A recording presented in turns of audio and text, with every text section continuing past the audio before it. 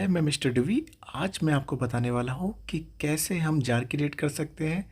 लेकिन उससे पहले आपको किस टूल की ज़रूरत पड़ती है वो मैं आपको पहले बता देता हूँ। तो बने रहिए मेरे वीडियो के साथ। आ, देखिए, एच टी एस है, आपको ब्राउज़र पे सर्च मारना है एच टी एस डाउनलोड। तो ये स्प्रिंग टूल्स होता है, बेसिकली इसका फुल फॉर्म जो होता है स्प्रिंग टूल सूट। तो आप ये इसकी ऑफिशियल वेबसाइट से जाके डाउनलोड कर सकते हैं, या ओल्ड वर्जन भी डाउनलोड करना चाहते हैं तो वो भी ऑप्शन आपको मिल जाते हैं। तो ये नॉर्मली आपको अवेलेबल मिलता है, आप इजीली इसे फ्रीवेयर यूज़ कर सकते हैं। कम्युनिटी वर्जन होता है इसका। तो जैसे कि आपको दिख रहा है, थोड़ा सा जीयूआई लोग इसके धीरे धीरे चेंज होते रहते हैं। तो देखो, एक ये लिंक मिला है मुझे टूल वाला, मैंने इस पर क्लिक किया। तो आजकल देखो, नए नए वेरिएंट के साथ ही आपको मिलता है कम्युनिटी वर्जन में। जैसे कि स्प्रिंग टूल 4 आ रहा है, और ये spring tool V S code के साथ मिलता है। वी एस कोड में क्या होता है, थोड़ा ईजी होता है आपको एडिट करने में और ओपन करने में बहुत सारी चीज़ें। तो आप देखिए, ये कुछ टूल्स है। आप इक्लिप्स वाला सर्च करेंगे, मैं आप उसी पे बताऊंगा।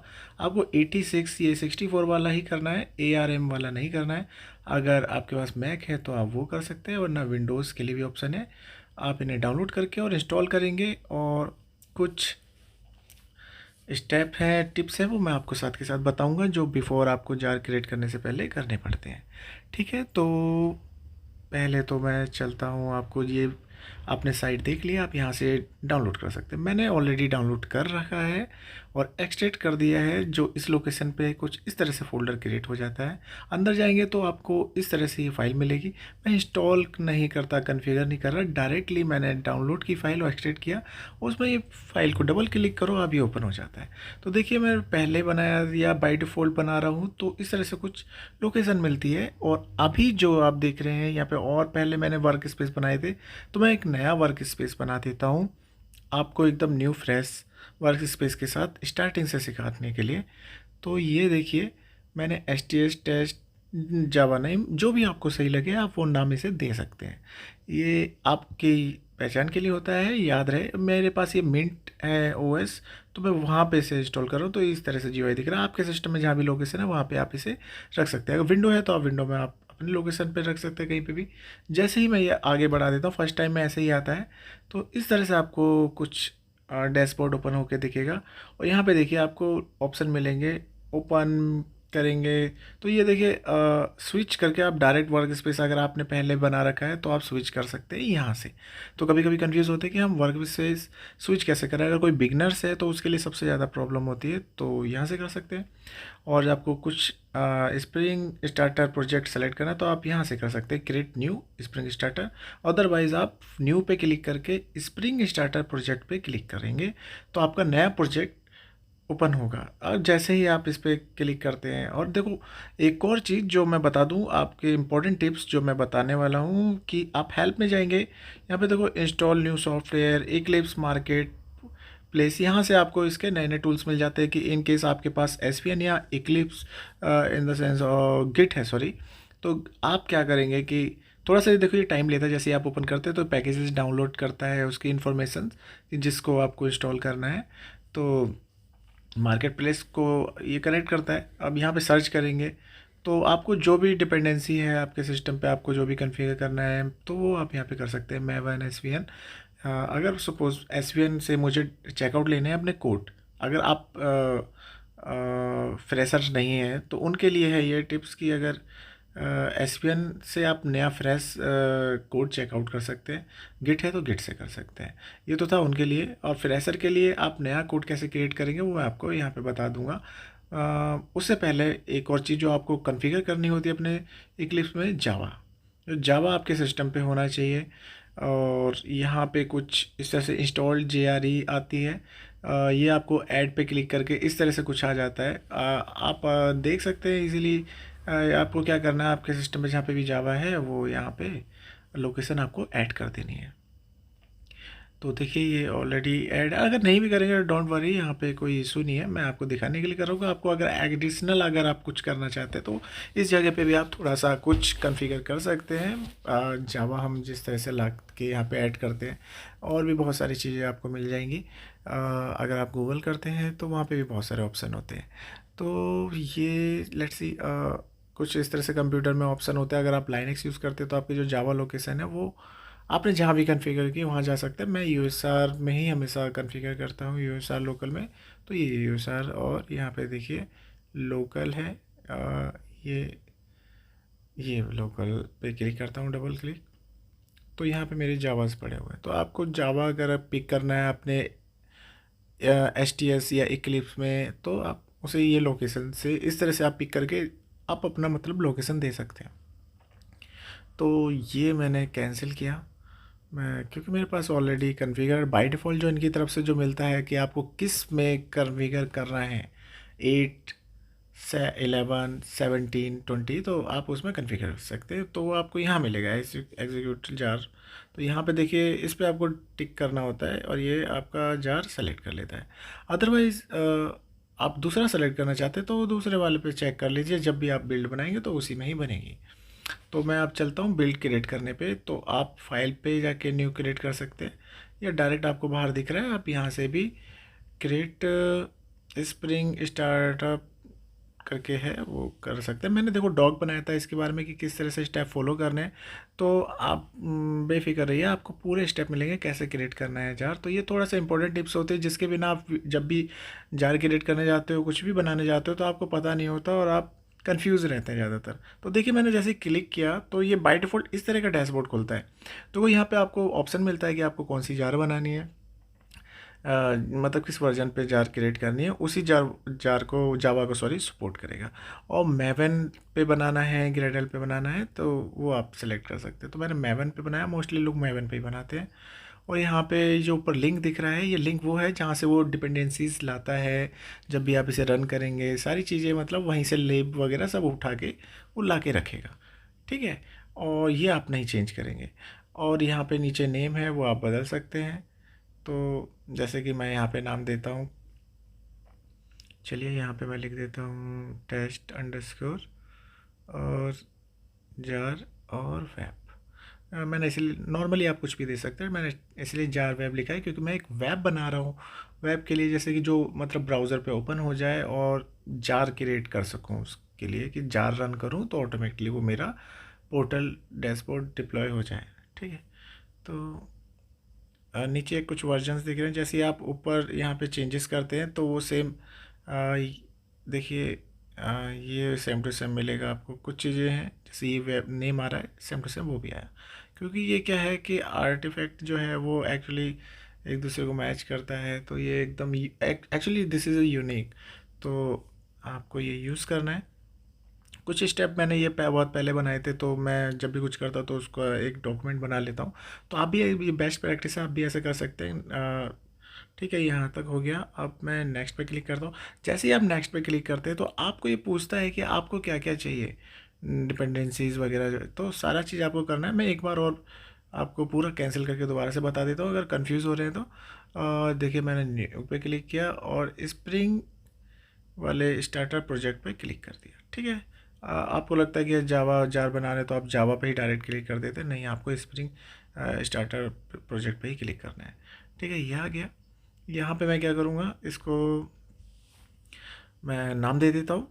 आप कुछ भी नाम दे सकते हैं आपके पहचान के लिए, जिससे आप पहचान सकें कि आपका कौन सा कोड है जो आपने क्रिएट किया है, बिल्ड करना है, जिसमें आपको चेंजेस करने हैं, जार जिसकी बनानी है वो आपको यहाँ पे नाम देना पड़ेगा, ठीक है। तो मैंने यहाँ पे इसको नाम देता हूँ, मैंने लिख दिया टेस्ट अंडरस्कोर और इसको दे देता हूँ जार अंडरस्कोर वेब, ठीक। देखिए सेम टू सेम आर्टिफैक्ट में भी चेंज हो रहा है, ठीक है ना। जो आपका प्रोजेक्ट का नेम है वो एक यूनिक उसी नाम से एक वो आर्टिफैक्ट क्रिएट कर देगा। तो मैंने जावा वर्जन ले लिया और मुझे टाइप क्या करना है, मैवन, मतलब मैवन जो होता है क्लीन इंस्टॉल जो करता है वो मैवन के थ्रू करना है, ग्रेडल से नहीं कर रहे। और भी ऑप्शन मिलते हैं और वर्जन आपको बाय डिफ़ॉल्ट दिख रहा है इस टाइप। अगर ये चेंज कर देंगे नीचे जो एक और वर्जन है, सॉरी स्नैपशॉट वाला आपको नीचे दिख रहा है, वो आप वैसा कर सकते हैं। और यहाँ पे जावा आपको ऑप्शन मिलते हैं, जो जावा आप रखोगे वही जावा सपोर्ट करेगा जब आप जार रन करोगे।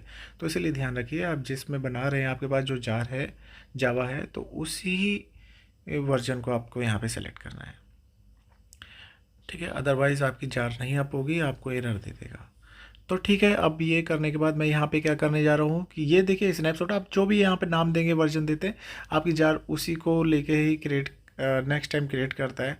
सम टाइम कुछ इशू आ जाता है कि उस नाम से नहीं भी बनता है, तो वो कुछ इशूज़ रहते हैं इसके साथ, एच के साथ, तो आप उसकी जगह इंटेलिजे भी यूज कर सकते हैं। ठीक है, तो वो भी एक अच्छा ऑप्शन है। आप मुझे कमेंट में पूछ सकते हैं, अगर आपको उसके बारे में भी जानना है तो मैं आपको ज़रूर बता दूंगा, और इसके लिए लिंक मैं आपको दे दूंगा एच के लिए, तो वो आपको मिल जाएगा मेरे डिस्क्रिप्शन में। और मुझे कुछ पूछना है तो आप कमेंट में पूछ सकते हैं। ठीक है, तो ये हो गया। यहाँ पे ये नाम पैकेज का ये जो है बाय डिफ़ॉल्ट लेता है, जब आप अंदर जाएंगे तो आपको दिखेगा, मैं आपको दिखा दूँगा। ठीक है, अब नेक्स्ट करना है, तो मैं नेक्स्ट फिर से कर देता हूँ। नेक्स्ट किया तो अब ये बोल रहा है कि आपको किस टाइप का प्रोजेक्ट बनाना है, मतलब कि वेब से रिलेटेड है जो ब्राउज़र पे चलेगा तो वो डाल दीजिए, आपको ओरेकल की डिपेंडेंसी है तो वो ऐड कर दीजिए। तो मुझे जो जो चाहिए वो मैं यहाँ पे आपको करके दिखाता हूँ। देखिए, मुझे स्प्रिंग वेब चाहिए, तो मैं यहाँ पे लिखता हूँ, सॉरी वेब चाहिए, वेब मीन्स ब्राउज़र पे सारी चीज़ें ओपन हो, ब्राउज़र के लिए बना रहा हूँ, तो मैंने स्प्रिंग वेब सेलेक्ट कर लिया। अब देखिए, ओरेकल अगर आपका डीबी कनेक्शन है, ओरेकल है, माइस्क्यूएल है, तो आपको उसके भी यहाँ पे पैकेजेस सेलेक्ट करने पड़ेंगे, डिपेंडेंसीज, जैसे कि ऊपर लिखा हुआ है कि आपको डिपेंडेंसी किस किस के लेने हैं। ठीक है, तो मैं वेब देख लेता हूँ, मेरा सेलेक्टेड है, मुझे ओरेकल नहीं ऐड करना है, अदरवाइज़ उससे रिलेटेड भी मुझे कॉन्फ़िगरेशन ऐड करनी पड़ेगी। तो फिलहाल मैं सिंपल सा आपको वेब वाला बना के दे रहा हूँ कि जार कैसे क्रिएट होती है। तो नेक्स्ट करेंगे तो आपको बिल्कुल इस तरह का कुछ डैशबोर्ड आएगा, तो मैं नेक्स्ट करके आपको दिखा देता हूँ। ये मैंने नेक्स्ट पे क्लिक किया, नेक्स्ट पे क्लिक करने के बाद फिनिश का ऑप्शन आता है। ये देखिए, मैंने फिनिश पे क्लिक कर दिया। आप फिनिश पे क्लिक करने के बाद देखिए नीचे साइड में ये कुछ इस तरह से डिपेंडेंसीज, लाइब्रेरी, ये सारी चीज़ें वो डाउनलोड करता है। ठीक है, डाउनलोड करने के बाद ये लेफ्ट साइड में टॉप में आपका जो नाम आपने दिया था टेस्ट जावा वेब, वो क्रिएट हो जाता है। देखो ये हट गया, डाउनलोडेड हो गया पूरा। आपको इंटरनेट के ऊपर डिपेंड करता है कि कितनी जल्दी डाउनलोड होता है वो। तो ये देखिए पॉम फाइल है, इसमें आपको मिलता है कि इसमें मतलब सारी इन्फॉर्मेशन रहती है कि आपका जावा का वर्जन क्या है, आप क्या पैक मतलब यूज़ कर रहे हैं, डिपेंडेंसी, तो वो सारी इन्फॉर्मेशन आपको यहाँ पे मिल जाती है। तो देखिए सारी चीज़ें हैं इस पर, क्योंकि जब भी मैवन क्लीन इंस्टॉल चलाता है तो वो इसको पढ़ के ही रीड करके वो सारे पैकेजेस लाता है और इंस्टॉल करता है। ठीक है, तो ये यहाँ तक आपने देख लिया। अब हम्म, हम्म, हम्म, ये बहुत सारे इन्फॉर्मेशन है, आप इसे पढ़ सकते हैं आराम से कि आपकी क्या क्या डिपेंडेंसीज वगैरह ये सब आएगी इस पॉम फाइल से, पॉम डॉट एक्सएमएल। तो चलते हैं इस पे, ये जो प्रोजेक्ट हमने बनाया है, तो मैं देखिए आपको नीचे वन बाय वन स्टेप दिखा देता हूँ कि आपको पहले किस पे क्लिक करना है, फिर किस पे जाना है। प्रोजेक्ट में, एसआरसी में, मेन में, और मेन के बाद जावा होता है। तो ये देखिए स्लैश जावा लिखा आ रहा है इसमें पिक्चर में, तो आपको भी वैसे ही आगे जाके क्लिक करना है। तो मैं इसे यहाँ पे स्टेज पे जाता हूँ और इसे एक्सपेंड करता हूँ। उससे पहले, एक्सपेंड करने से पहले एक मिनट, कुछ ही ऑप्शंस हैं, तो मैं एक बार और दोबारा से देख लेता हूँ। थोड़ा सा कन्फ्यूज़न रहता है कि फ़र्स्ट टाइम फिर से मैं दोबारा बनाने के बाद सेकंड टाइम अब बनाने जा रहा हूँ। तो ये मुझे क्या करना है कि जब भी आप बनाते हो तो आपको क्या करना है, एसआरसी के मेन और जावा के अंदर आपको ना com dot example dot demo करके मिलेगा, उस पर आपको राइट क्लिक करना है, और राइट क्लिक करके आपको क्लास सेलेक्ट करना, और क्लास के बाद ये एस कैपिटल है, इस पे ध्यान देना है। तो मैं ये नीचे आया और ये देखिए इस पे क्लिक करूँगा तो यहाँ पे न्यू आया, न्यू में हमें क्लास लेना है। क्लास क्या होता है कि हर क्लास में हम एक एक चीज़ डिफ़ाइन करते हैं कि, और डिपेंडेंसीज बहुत सारी चीज़ें इसके अंदर हम मेंशन करते हैं, जो भी हमें चाहिए होता है, जो भी हम चीज़ बनाते हैं, ए टू जेड सारी चीज़ें हम इसमें मेंशन करते हैं। तो जैसे हमने किया तो ये कुछ इस तरह से आया। अब देखिए हमेशा ना हम क्या करते हैं, यहाँ पे एक चीज़ का ध्यान रखना, आपको जो स्टार्टिंग कैरेक्टर है वो कैपिटल में रखना है, और अंडरस्कोर वैसे नहीं लेना चाहिए। तो बेस्ट है कि आप उसे हटा दें तो ज़्यादा अच्छा है। आप रखेंगे तो भी कोई इशू नहीं है, मगर मोस्टली जो हम प्रोजेक्ट या क्लासेस कुछ भी रखते हैं तो अंडरस्कोर बहुत रेयरली ही यूज़ करते हैं। तो ये जो नेम दिख रहा है आपको यहाँ पे, सेम टू सेम ऐसे ही उसने बनाया है, कुछ इस तरह से उसने नाम दे दिया है पूरा। और देखो यहाँ पे लिख भी रखा था मैंने अपनी नॉलेज के लिए कि आपको अगर आगे का वर्ड आप दे रहे हो, जैसे एस दे रहे हो तो कैपिटल रखो, मैं टी दे रहा हूँ टेस्ट का टी, तो वो आपको कैपिटल रखना ही रखना है। तो चलिए, ये आई होप आपको यहाँ तक समझ में आ गया। स्किप मत कीजिएगा, आपको सारी चीज़ें परफेक्टली इस पे मिलेंगी। और हाँ, आपको लास्ट तक पूरा मैं और भी ये भी बताऊंगा कि सिर्फ स्प्रिंग पे ही चला के भी आप अपना चेक कर सकते हैं कि आपका जो बिल्ड है प्रॉपर चल रहा है कि नहीं चल रहा है। और फिर जार को कैसे रनेबल जार बनाना है, कई बार क्या होता है कि रनेबल जार ही नहीं बनती, लोग फंस जाते हैं उसमें, और जार भी बन के भी आ जाती है, तो आप जार रन करते हैं तो वो क्लास का एरर देता है। तो क्लास अगर आप प्रॉपरली डिफाइन करेंगे तो आपको इशू नहीं आएगा। देखिए, जैसे मैंने इसे रन किया ना, एक्सपेंड किया, तो इसके नीचे 2 फाइलें क्रिएट हो गई, है ना, एप्लीकेशन और एक वेब करके, ठीक। तो इनमें से एक फ़ाइल ऑलरेडी ही अवेलेबल रहती है, आप एक्सपेंड करके देख सकते हैं कि कौन सी फ़ाइल पहले से ही अवेलेबल थी, ठीक है। तो ये कुछ तरीके हैं कि आपको पहले कुछ स्टार्टिंग में इस तरह का दिखेगा, आप इस फाइल में ऐसे जाते हैं तो तरीका है ये कि आप स्टेप कैसे यूज़ करते हैं। तो ये 2 फाइलें हैं, ये फाइल तो देखो पहले से ही बनी बनाई है। तो ये अब मैं इसे ना क्रिएट करता हूँ, ये कैसे कैसे आपको लिखना है इस जावा क्लास में कोड को। तो ये मैंने दोनों को एकदम स्प्लिट कर देता हूँ, जो कि मुझे लिखने में आसानी हो। तो आपको ये आप खुद से ऐसे लिखना पड़ेगा किस तरह से कॉन्फ़िगर। तो देखो, मैंने इंटर करके ये नीचे लिया है, @ लगा के आपको ऐसे कंट्रोलर वगैरह ये सब सेलेक्ट करने पड़ते हैं। तो अगर देखो रेस्ट करके मैं कंट्रोल और स्पेस मारता हूँ तो आपको ऑप्शन देता है कि आपको क्या सेलेक्ट करना है। तो मुझे कंट्रोलर सेलेक्ट करना है, रेस्ट कंट्रोलर, तो मैंने उस पर इंटर कर दिया, वो फाइल आ गई। ऊपर देखो ये लाइन पूरी डिपेंडेंसी की वो उसने दे दी, ठीक है। तो ये कंट्रोलर की फ़ाइल पूरी उठा ली कि जो डिपेंडेंसी उसे लानी है कंट्रोलर के लिए, वो ऊपर वाले इस वाले लाइन से इंपोर्ट करेगा डिपेंडेंसी, जो स्प्रिंग के फ्रेमवर्क से जो उठा के लाएगा, वेब से रिलेटेड है। तो जो हमने सेलेक्ट किया था डिपेंडेंसी, तो वहीं से ही वो इंपोर्ट करेगा। सेम आपको नीचे जाना है पब्लिक क्लास में, है ना। पब्लिक क्लास के नीचे इसके अंदर मैं अगर @ लगा के सेम चीज़ करता हूँ, मुझे मैप करना है कि क्या ओपन होगा, मतलब किस इससे क्या मैप करना है पब्लिक क्लास में। तो मुझे @ मैंने यहाँ पे लगाया और मैं यहाँ पे लिखता हूँ map, get map, control space, फिर से मैं सेम चीज़ प्रेस करता हूँ।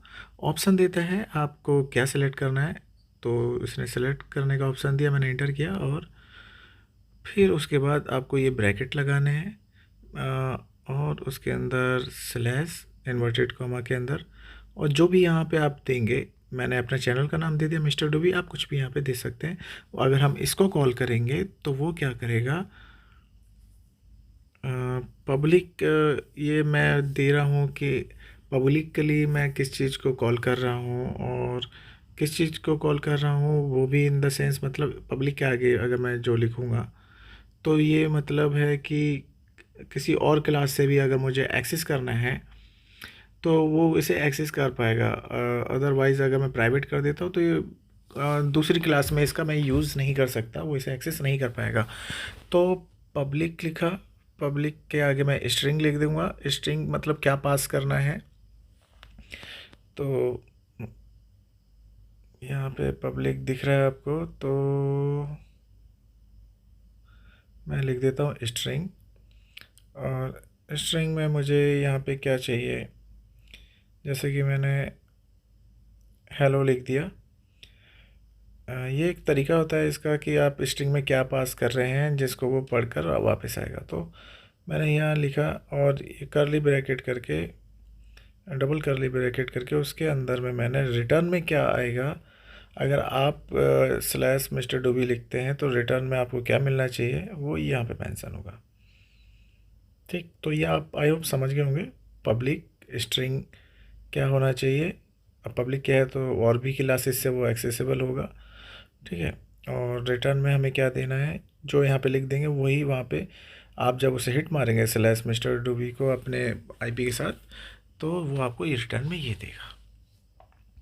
तो मैंने इसे इन्वर्टेड कॉमा के साथ कॉलन लगा दिया और सेमी कॉलन, और इसे क्लोज़ कर दिया। तो ये मेरा कंप्लीट हो चुका है। अगर ये कंप्लीट नहीं होता तो आपको 1 2 3 4 5 6 दिख रहा है ना, वहाँ पे क्रॉस का साइन आ जाएगा, इसमें ये कंप्लीट नहीं हुआ है, कुछ एरर है, ठीक है। तो ये मेरा बन चुका है, आपको यही कॉन्फ़िगर करना था। आपको अगर एडवांस सीखना है तो मैं आपको जब भी मौका मिलेगा तो मैं नई वीडियो बना के आपको सिखाऊंगा। तो ये मेरा कंप्लीट हो चुका है। कंप्लीट होने के बाद इन सबको आपको कंट्रोल एस करके सेव ज़रूर कर लेना है। कंट्रोल एस करेंगे तो ये सेव हो जाएगा, ठीक है। और जितनी भी फाइलें आपने जिसमें चेंजेस किया है, जब भी आप काम करते हैं उसे आपको सेव करना है, राइट। तो यहाँ तक हो गया। अब अब हम चलते हैं। ये होने के बाद ये सारा मेथड आपको समझ में आ गया। देखो आप इस पर एरो लेके जाएंगे तो ये दिखाएगा कि ये कहाँ से डाउनलोड कर रहा है और करेगा, इंपोर्ट करेगा आपकी चीज़ें। और ऊपर वाले में आपको जो दिख रहा है वो नीचे, मतलब हम जो @ करके जैसे रेस्ट कंट्रोलर दिया तो वो उससे रिलेट कर रहा है। और @गेट मैप पे क्लिक करेंगे तो वो आपको दिखाएगा इसकी इंपोर्ट फाइल कौन सी है जहाँ से वो डिपेंडेंसी डाउनलोड करेगा, ठीक है। तो ये हो गया, यहाँ तक आपको समझ में आ गया होगा। फिर चलते हैं हम नेक्स्ट स्टेप की तरफ। देखो नेक्स्ट स्टेप में क्या है कि वो कह रहा है कि जब भी आप इसे बनाते हैं तो आपको ना इसे रन एज जावा एप्लीकेशन करना पड़ेगा, और नहीं करेंगे तो ये जो जार जो आप क्रिएट कर रहे हैं ना एग्जीक्यूटेबल वाली, वो नहीं बनेगी, आपको जार का ऑप्शन नहीं आएगा जब भी आप इसे एक्सपोर्ट करेंगे। तो ये एक इम्पॉर्टेंट टिप्स होती है कि लोग कंफ्यूज रहते हैं कि मुझे जार एक्सपोर्ट का ऑप्शन नहीं मिल रहा और प्रॉपर वर्क नहीं कर रही है, क्लास के इशूज आते हैं। तो ये चीज़ जो मैंने अभी आपको बताई है ना, इसको तो आपको ध्यान में रखना ही पड़ेगा एकदम। अदरवाइज़ आप जब फंसेंगे तो आप घूमते ही रह जाएंगे, बार बार इशू आएगा, कोई भी पूरा स्टेप नहीं बताता, ठीक है। तो ये सारी चीज़ों को आपको ध्यान में ज़रूर रखना है, ये जो मैंने सेलेक्ट किया है। और आपको, और इससे एक और चीज़ है कि जब मैं ये जावा एप्लीकेशन से रन करता हूँ पहले, तो यहीं पे ही वो मेरा एक स्प्रिंग के अंदर ही इसे रन कर देगा। मतलब आप टेस्ट कर सकते हैं कि आपका चला कि नहीं चला प्रॉपर। तो देखो यहाँ पे कुछ इस तरह से आपको क्या करना है, ये ऑप्शन नहीं मिल रहा है यहाँ पे, तो इधर से भी कुछ ऑप्शन रहते हैं कि रन एस क्या करना है। तो फर्स्ट टाइम बना रहे तो यहाँ पे शो नहीं कर रहा, तो आपने रॉन्ग फाइल भी सिलेक्ट कर रखी है, इस वजह से और नहीं दे रहा होगा कि आपको पता नहीं आप कहाँ से उसे रन कर रहे हैं। कहीं भी सेलेक्ट है और आप उसे ऑप्शन करेंगे क्लिक तो ये आपको ऑप्शन नहीं देगा रन जावा रन करने के लिए। तो आपको इसकी जो मेन जो फाइल है आपको सिर्फ वहीं क्लिक करना है। तो हाँ, ये बाकी सब मैवन बिल्ड क्लीन ये बाय डिफ़ॉल्ट बैकएंड में जो चलते हैं वो दिखा रहा है यहाँ पे, आप उसे रन कर सकते हैं मैनुअली, मगर हम नहीं कर रहे, वो अपने आप ही सब कुछ करेगा। तो हम यहाँ पे मेन प्रोजेक्ट को सिलेक्ट करके रन एप्लीकेशन पे क्लिक करेंगे, रन है इसमें जो ऑप्शन है तो वो मिल रहा है। तो अभी स्प्रिंग बूट पे हमें रन करना है, तो अगर मैं यहाँ पे रन करता हूँ स्प्रिंग बूट ऐप, तो ये क्या करेगा कि स्प्रिंग के अंदर ही इसे रन कर देगा। स्प्रिंग के अंदर मतलब आपको अपने सिस्टम पे जाके रन नहीं करना है, बस यहीं पे टेस्ट करना है, तो वो आप कर सकते हैं। और आप ब्राउज़र पे चेक करेंगे या आपने कोई और भी कोड या बिल्ड बनाया है तो वो आप टेस्ट कर सकते हैं कि चला कि नहीं चला प्रॉपर, है ना। तो मैं दोबारा से जाता हूँ, इस पर जात के यहाँ पे गया, सॉरी, और ये नीचे है रन जावा एप्लीकेशन, ओके करता हूँ। तो देखिए ये रन होने लगा ना, ये यहीं पे अभी एक बार तो ये आपको ज़रूर चलाना है आपके जार, वरना एक्सपोर्ट करते वक्त आपको ये जार का ऑप्शन नहीं मिलेगा। तो ये जैसे ही किया मैंने तो वो मेरा चल गया, और मैं अपने लोकल सिस्टम पे चला रहा हूँ तो लोकल होस्ट लिखा, और बाय डिफ़ॉल्ट जो पोर्ट होता है वो 8080 होता है अगर आप उसे कन्फिगर नहीं करते हैं। तो ये मैंने स्लैश मिस्टर डू भी दिया था, और रिटर्न में मैंने क्या लिखा था ये, तो रिटर्न में मुझे आ गया दिस मिस्टर डूबी टेक्निकल चैनल, ठीक है। तो ये थोड़ा जूम करके दिखा दिया, कुछ इस तरह का आपको रिटर्न में आ गया जो मैंने वहाँ रिटर्न में लिखा था स्लैश मिस्टर डूबी पे, ठीक। तो ये तो हो गया आपका नॉर्मली एचटीएस पे कि आपने कोड बनाया, किस तरह से आपको कोड बनाना होता है, लिखना होता है, कैसे क्लासेस होती हैं। तो वो सारी चीज़ें आपको यहाँ मिल गई। ठीक है। अब आपको मैं बता दूं कि इसमें ना देखो, ये इस लोकेशन पे आप जब एक्सपेंड करेंगे तो यहाँ पे आपको मिलेगा पोर्ट कॉन्फ़िगर करने के लिए। Port dot sorry service server dot port. आप यहाँ पे कंट्रोल स्पेस करके भी निकाल सकते हैं और इस कल टू और पोर्ट नंबर। ठीक है, यहाँ पे मैंने शायद स्पेस दे दिया, मे बी बिना स्पेस के यूज़ होगा, तो आप ट्राई कर सकते हैं, चल जाएगा इजीली। नहीं होता इशू इसका इतना खास। मगर मेरे केस में जब मैं ये रन करता तो मुझे कुछ इशू आए थे, तो मैंने इसका दूसरा तरीका बताया था कि आप इसे बाद में भी पोर्ट चेंज कर सकते हैं। तो वीडियो आप देखते रहिए, मैं आपको बताऊंगा कि आपने अगर एक बार रन कर ली, जार बना भी ली, उसके बाद आप कैसे पोर्ट बदल सकते हैं, वो क्या तरीका है, तो वो मैं आपको दिखाऊंगा। देखो मैंने रन किया तो ये 80 पे चला था। इस तरह से ये दे देता आउटपुट कि रनिंग में है प्रोसेस और आपके किस पोर्ट पे है और क्या चल रहा है। तो बैकएंड में ये अपाचे टॉमकेट को लेकर आता है। जब हम ये जार रन कर रहे होते हैं तो एक जार क्रिएट कर देता है। आप वार भी बना सकते हैं, तो मैंने जार क्रिएट किया। ठीक है, स्टॉप, इस रेड पे क्लिक करके स्टॉप कर सकते हैं जो आपका जार चल रहा था।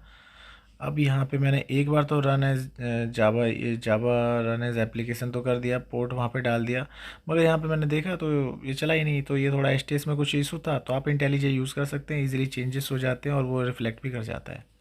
ठीक है, तो ये फ़ाइल मैं आपको बाद में अभी बता दूंगा इसी वीडियो में कि किस तरह से एडिट करना है। तो वो बहुत इंपॉर्टेंट है, आपको ज़रूरत पड़ जाती है कई बार। और यहाँ पे एक और इशू आता है कि ऑलरेडी पोर्ट रनिंग, तो वो आपको ध्यान रखना होता है, पोर्ट बदलना होता है। तो उस केस में भी आपको बाद में पोर्ट बदलने के लिए कैसे करना है, क्या चेंजेस करने हैं, वो मैं आपको बताऊँगा। ठीक है, तो ये करने के बाद अब ये क्या कह रहा है कि आपको जार क्रिएट करनी है, तो वो कैसे करेंगे, है ना। ये सब चीज़ें तो आपकी हो गई है पूरी, तो मैं आपको नेक्स्ट दिखाता हूँ कि कैसे जार क्रिएट करनी है। ठीक है, तो ये स्टॉप कर देता हूँ दोबारा से। और तो ये मेरा ये जो चल रहा था तो वो अभी बंद हो गया होगा। तो अब चलते हैं कि जार कैसे क्रिएट करना है ना। तो ये देखिए, कुछ इस तरह से आपको स्टेप फॉलो करने हैं और जार फाइल बन जाएगी। तो मैंने इस पे क्लिक किया, मेन फाइल पे जहाँ से रन भी किया था। अब एक्सपोर्ट पे क्लिक करूँगा तो देखो यहाँ पे जावा का ऑप्शन मिल रहा है। तो देखो यहाँ पे रनेबल जार फाइल का ऑप्शन सेलेक्ट करना है, ये नहीं आपको मिलता आगे क्रिएट करने के लिए। अब ये एक्सपोर्ट कर रहा हूँ, यहाँ पे आपको सेलेक्ट करना है जो आपका प्रोजेक्ट है, जो मैंने सेलेक्ट बनाया था वो सेलेक्ट कर लिया। अभी आपके सिस्टम पे जो भी लोकेशन पे आप अपनी फ़ाइल को एक्सपोर्ट करना चाहते हैं वो लोकेशन दे दो। तो मैं इसको जो भी नाम देना चाहते हैं, कोई इशू नहीं है ऐसा कि आपको एग्जैक्टली नेम देना है कुछ, मैं अपने हिसाब से नाम दे रहा हूँ। देने के बाद ये कुछ इस तरह का दिख रहा होगा, ये बाय डिफ़ॉल्ट सेलेक्ट आता है। तो आपको ये नहीं करना, आपको रिक्वायर्ड लाइब्रेरी कॉपी करना, ये सारी चीज़ें आपको देनी पड़ेंगी ना। तो देखो ये लिखा हुआ है ना, कॉपी रिक्वायर्ड लाइब्रेरीज़, है ना, इनटू सब फोल्डर। जो हम बनाते हैं जिस फोल्डर पे ये बनेगा वहीं पे ही लाइब्रेरी वगैरह सारी कुछ दे देगा उसी फोल्डर के अंदर। अदरवाइज़ आपको फिर डिपेंडेंसीज़ का इशू, क्लासेस का इशू, बहुत सारे इशूज़ आते हैं। तो वन बाय वन मैं आपको बताते जा रहा हूँ कहाँ का इशू आता है। पहला मैंने पोर्ट का बताया था और क्लास का बताया था, दूसरा ये बताया कि लाइब्रेरी डिपेंडेंसी का इशू भी आता है इसकी वजह से। तो आपको ये ध्यान रखना है। और ये सब करने के बाद आपको क्या करना है, जब ये हो गया फिनिश पे क्लिक कर देना है। फिनिश पे क्लिक करने के बाद अब ये कंप्लीट हो चुका है, ये कंप्लीट हो गया। तो अब जिस लोकेशन पे आपने इसे एक्सपोर्ट किया था आपको कुछ नहीं करना, सिंपली उस लोकेशन पे जाना है। मैंने किस नाम से बनाया था, ये आ गया, देखिए ये अनटाइटल करके नाम आ रहा है। अनटाइटल करके ही लाइब्रेरी का भी नाम है। याद रखिएगा, जो जार होती है उसमें जो प्रॉपर्टी में या जार के अंदर जो लिखा हुआ है उसी नाम की लाइब्रेरी फ़ाइल बनती है, क्योंकि उसे रीड करना पड़ता है उसी नाम से, उसी यूनिक नेम से। अब यहाँ पे मैं क्या करूँगा, टर्मिनल ओपन कर लूँगा। इसी लोकेशन पे राइट क्लिक किया, टर्मिनल ओपन किया। आप क्या कर सकते हैं कि अपने किसी भी लोकेशन पे ये फाइल रख सकते हैं, वहाँ पे जाके उस लोकेशन पे जाके आपको क्या करना है। तो वो ये मेरा बंद है तो इसकी अब ज़रूरत नहीं पड़ेगी। हमारा जावा जार जो है वो क्रिएट करना था, वो हम क्रिएट कर चुके हैं। ठीक है, ये आ गए। ओपन टर्मिनल दोबारा कर लेते हैं। और एक चीज़ और आपको मेक श्योर करना है कि आपका जो जावा है वो जावा वर्जन वही है जो जिससे आपने वर्जन सेलेक्ट किया था वहाँ पे। तो कई बार इशू आ रहा था, मैंने वहाँ पे 8 लिया तो वहाँ 17 ही दिखा रहा था, तो मैंने अपने पे 17 ही कन्फिगर कर लिया, तो ये जावा 17 दे रहा है। तो आप देख रहे होंगे कि वहाँ पे 8 आ रहा था, यहाँ 17 कैसे आ रहा है, थोड़ा सा इशूज़ हैं इसमें भी। तो ये मैंने रन किया, देखो जावा हाइपन जार ये एक तरीका होता है, और जो भी जार आपने बनाई उसका नाम, तो इस तरह से चल जाता है ना।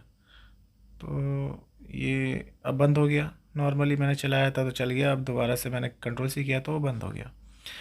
अब मैं क्या करना चाहता हूँ कि देखो यहाँ पे 3 फाइलें दिख रही हैं, अब मुझे ना पोर्ट बदलना है, तो मैंने खुद से ही एक फ़ोल्डर बनाया, config property by default read करता है, तो इसलिए मैंने कॉन्फ़िग फ़ोल्डर बनाया। उसके अंदर मैंने, आपको जो एडिटर सही लगता है, नैनो विम वी, तो वो आप उसमें ओपन कर सकते हैं। तो मैंने एप्लीकेशन डॉट प्रॉपर्टीज़ बनाई, इसी में ही एक्चुअली मेंशन होता है कि आपकी नेक्स्ट प्रॉपर्टीज़ क्या रहेंगी या आपका पोर्ट क्या रहेगा, बहुत सारी चीज़ें आपकी इसी में मेंशन होती हैं। वो आगे आपको डिपेंडेंसी किस फाइल को ओपन करने के लिए क्या क्या क्लासेस में मेंशन है, सारी चीज़ें आपको मेंशन करनी पड़ती हैं। तो मैंने सर्वर डॉट पोर्ट मेंशन कर दिया बिना स्पेस के इस गल2 के, तो वो लिख दिया है। अब दोबारा से जावा हाइपन जार चलाता हूँ, अभी 8080 बाई डिफ़ॉल्ट जो चलता है टॉमकैट का, वो उसने लिया था। अब मैंने चलाया है तो देखो यहाँ पे पोर्ट बदल गया, 9090 आ रहा है, पहले 8080 आ रहा था, है ना। तो ये बन चुका है, ठीक है। आप कंफ्यूज मत होइएगा, जावा से रिलेटेड अगर आपको जानना है तो मैंने जावा कैसे कॉन्फ़िगर करते हैं, आपको 17 कैसे लाना है, 8 कैसे लाना है, वो मेरी पहले वीडियो में डाल चुका हूँ, आप वहाँ पे देख सकते हैं, मैं डिस्क्रिप्शन में उसका भी लिंक डाल दूँगा, ठीक है। तो ये देखिए नॉर्मली चल गया नए पोर्ट पे भी, तो ये आपका कंप्लीट हो गया है। आई होप आपको कुछ इश्यूज नहीं आए होंगे, है ना। अगर आपको कुछ इशू लगता है तो आप मुझे बोल सकते हैं, आप मुझे मतलब कॉल कर सकते हैं, कुछ भी, तो मैं आपको सिखा दूँगा। यहाँ पे जाके आप पोर्ट फिर बदलना चाहते हैं तो आप अपना पोर्ट यहाँ पे बदल सकते हैं बिना किसी इशू के, है ना। तो तब तक के लिए बाय बाय। कुछ आपको प्रॉब्लम लगती है तो आप कमेंट करके मुझसे पूछ सकते हैं, मैं नई वीडियो के साथ आता हूँ। और मेरा चैनल सब्सक्राइब करना मत भूलिएगा और वीडियो लाइक करना मत भूलिएगा, ठीक है।